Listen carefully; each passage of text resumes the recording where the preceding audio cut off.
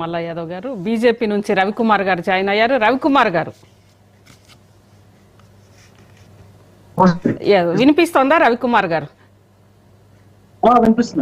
మన చర్చ ఈ రోజు క్లియర్ గా ఉందండి. జూబ్లీ హిల్స్ ఎన్నికలకు సంబంధించి ప్రధానంగా అక్కడ ఉన్న 41,000 మంది సినీ కార్మికులకి ఏ పార్టీ, ఏ రాజకీయ పార్టీ కూడా వాళ్ళకి ఏం చెయ్యట్లేదు అని అనేది ఈ రోజు చర్చ జరుగుతోంది. దాని మీద వాళ్లే ఈ రోజు జూబ్లీ హిల్స్ లో వాళ్ళు కూడా ఒక ఇన్ఫ్లుయెన్సర్స్ గా, అంటే గెలుపు ఓటముల్ని నిర్దేశించడంలో వాళ్ళ పాత్ర కూడా ప్రధానంగా ఉండబోతోంది. దాని మీద ఏంటి బీజేపీ ఏమనుకుంటోంది సినీ కార్మికులకు సంబంధించి? అండి, నేను కొంచెం ఆలస్యంగా జాయిన్ అయినందుకు మన్నించండి. ఈటల రాజేందర్ గారి పాదయాత్ర ఉండింది, మా డివిజన్ కొంచెం ఆలస్యమైంది. ఇప్పుడు సినీ కార్మికుల గురించి మాట్లాడుతున్న కాబట్టి సినీ కార్మికుల గురించి చెప్తాను. డివిజన్ ఒక యూసుఫ్గూడ డివిజన్ మట్టుకి మనకు కొంచెం సినీ కార్మికుల యొక్క ఓటు బ్యాంక్ ఉంటుంది. దాంట్లో అక్కడ సినీ కార్మికులకు ఉన్నటువంటి సమస్యల ప్రభుత్వం దగ్గర నుంచి వస్తున్నాయి.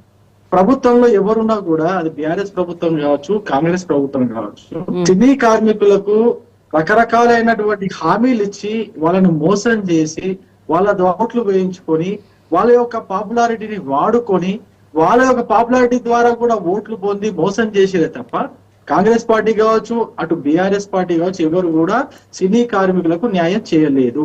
ఇది ఒకటి మొట్టమొదటి సింగిల్ లైన్. ఇంకో విషయం చెప్తాను, ఇదే కృష్ణానగర్ ఏరియాలో, అదే విధంగా శ్రీనగర్ కాలనీ, వెంకటగిరి ఏరియా, ఈ 3 ఏరియాల్లో సినీ కార్మికులు వాళ్ళ యొక్క స్థాయిని బట్టి అక్కడ కాలనీలో కావచ్చు, బస్తీలో కావచ్చు, వాళ్ళ నివాసం ఉంటున్నారు. హేమ గారు రవికుమార్ గారి దగ్గర సిగ్నల్ కొంత వీక్ గా ఉంది, మళ్ళీ జాయిన్ అవుతారు. హేమ గారు, అయితే ఇప్పుడు మన కాంగ్రెస్ ప్రభుత్వం వచ్చేసి హామీలన్నీ నెరవేర్చాము అని చెప్పి చెప్తున్నారు. ఇదే కాంగ్రెస్ ప్రభుత్వం 12 సంవత్సరాల కిందట, ఇప్పుడు అంటే తెలంగాణ కావాలనుకో అని చెప్పేసి తెలంగాణ ఉద్యమాలు చేసి బంగారు తెలంగాణ అని చెప్పేసి కొంతమంది, అంటే మనం అందరం కూడా దానికి వేరే పార్టీకి చూజ్ చేసుకున్నాం. ఇప్పుడు టిఆర్ఎస్ అనుకుందాం. తర్వాత అంతకుముందు అయితే మరి కాంగ్రెస్ ప్రభుత్వం ఉంది కదా, ఈ సమస్య ఇప్పుడు చిత్రపురి కాలనీ అనేది ఈ సమస్య దగ్గర 15 సంవత్సరాలుగా నడుస్తుంది. అంతకుముందు కూడా ప్రభాకర్ రెడ్డి గారు ఏంటిది విలన్ గారు వచ్చేసి దీని సమస్యల మీద పోరాడుతూ వచ్చారు. తన ల్యాండ్ కూడా 10 ఎకరాలు ఇచ్చాడు. అదే విధంగా సినీ కార్మికులకు కంపల్సరీ కావాలి. ఇది ఎంటర్టైన్ అనేది ప్రతి ఒక్కరి నోట్లో ఉంటుంది, ప్రతి ఒక్క కళ్ళకి కనబడుతుంది. 24 క్రాఫ్ట్స్ లేకపోతే మన సినిమా ప్రపంచం, అది సౌత్ ఇండియాలో హైదరాబాద్, మన తెలుగు అనేది చాలా ఇంపార్టెంట్. బయట కంట్రీలలో కూడా తెలుగు అంత ఇంపార్టెంట్ ఉంది. ఈ కార్మికులకు అనేది మనకు కంపల్సరీ ఇవ్వాలి, ఇల్లు ఇవ్వాలి అన్నట్టుగా తాను వచ్చేసి దాన్ని తీసుకొచ్చారు. కానీ ఈ ప్రభుత్వం ఏమంటుంది, ఇప్పటిదాకా అంటే ఇంతకు ముందు వాళ్ళు ఉన్నప్పుడు కూడా చేయలేదు, ఇప్పుడు ఏదో అన్ని హామీలు నెరవేరుస్తాము అంటున్నారు. ఎక్కడ నెరవేరుస్తున్నారండి? వచ్చి 2 సంవత్సరాలు కావచ్చు, అంటే 22 నెలలు అవుతుంది. వచ్చినాము, ఇంకా కొంచెం టైం ఇవ్వాలి అంటున్నారు. మీరు హైడ్రా చేసేటప్పుడు తెలియలేదా? మరి ఇల్లు కొనగొట్టేటప్పుడు వాళ్ళు ఏ ప్రభుత్వం అంటే జిహెచ్ఎంసీ నుంచి పర్మిషన్ ఇచ్చేటప్పుడు వాళ్ళకి తెలియలేదా? మరి అదే తిరుపతి రెడ్డి గారి ఇల్లు వచ్చేసి హైడ్రాలో ఉంది, మరి ఎందుకు కొనగొట్టలేదు? అవి చెయ్యదు. అలాగే మా ప్రభుత్వం నుంచి ఇప్పుడు ఆమ్ ఆద్మీ పార్టీ నుంచి కాపీ కొట్టారు, ఏది బస్సు అని చెప్పేసి. మరి జెంట్స్ మీద పురుషులకు ఎందుకు పెంచారు? ఏది అమలు చేశారు? మీరు ఎంతసేపు డబ్బులు ఏమంటారు, కానీ మీరు కోట్లు కూడా పెట్టుకోవడానికి మాత్రం మీ దగ్గర డబ్బులు ఉంటాయి.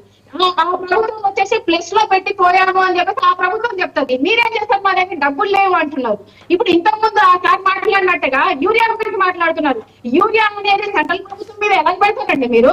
యూరియా అనేది కంపల్సరీ స్టేట్ ప్రభుత్వం కూడా బాధ్యత తీసుకోవాలి. మన స్టేట్ లో వచ్చేసి అన్నం లేకపోతే ఎవరు బ్రతుకుతారు? ప్రతి దాన్ని స్టాక్ చేసుకొని పెట్టుకొని యూరియా అనేది కంపల్సరీ ఇవ్వాల్సిన బాధ్యత నల్ల ప్రభుత్వాలకు కూడా ఉంటుంది. అది ఆ విధంగా ఎలా మాట్లాడతారు? సెంట్రల్ గవర్నమెంట్ మినిస్టర్లు ఎందుకు ఉన్నారు? వ్యవసాయ మంత్రి రైట్.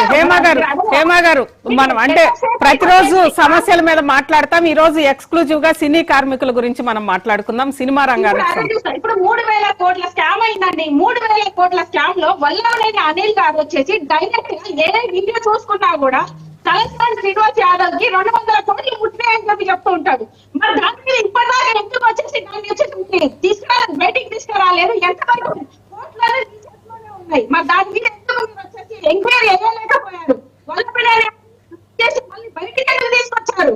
మరి ఏంటిది ఆంధ్ర నుంచి వచ్చి ఇక్కడ ఏది చిత్ర పరిశ్రమలో వచ్చేసి ఒక ఆఫీస్ బాయ్ ఉన్న పక్కను 3,000 కోట్ల స్కామ్ చేస్తుంటే మీరు అందరూ ఏం చేస్తున్నారు అని చెప్పేసి నేను అడుగుతున్నా ఈ ప్రభుత్వాలను. ఇప్పుడు కోమటిరెడ్డి వెంకటరెడ్డి గారు ఏం చేస్తున్నారు? ఇంతకుముందు తలసాని శ్రీనివాస్ గారు బాగా ఉన్నారు. అసెంబ్లీలో మాట్లాడారు ఏది సీతక్క మట్టి మాట్లాడారు. మీ చేతిలో కూడా ఉంది కదా, మీరు ఎందుకు దాన్ని ఎంపీలు వేయలేకపోతున్నారని చెప్పేసి నేను అడుగుతున్నాను. ఇప్పటిదాకా మీరు చేసేదంతా ఊరికే వాగ్దానాలు చేస్తారు, దాన్ని మలుపు కొడతారు తప్ప ఏ ప్రభుత్వం కానీ సినీ కార్మికులకు మీరు ఎల్లబెట్టింది ఏమీ లేదు. వాళ్ళు పనిచేస్తేనే 24 క్లాసులు పనిచేస్తాయి, పెద్ద పెద్ద సినిమాలు వస్తాయి. వాళ్ళ గురించి ఎప్పుడు ఆలోచించారు? ఎందుకు చేయలేకపోతున్నారు? దాన్ని ఇప్పుడు గద్దరు ఆ ప్రభుత్వం పెట్టలేదని చెప్పేసి ఇక్కడ ఉరికొచ్చేసి పెట్టారు. మరి ఎందుకు ఈ సంవత్సరం మీరు 3,000 కోట్ల స్కామ్ జరిగిందని రైట్ హేమ గారు, ఎస్ హేమ గారు 1 minute అండి, కొంచెం మీ వాయిస్ డిస్టర్బ్ అవుతోంది. 1 minute. ఎస్ నుమాన్ గారు.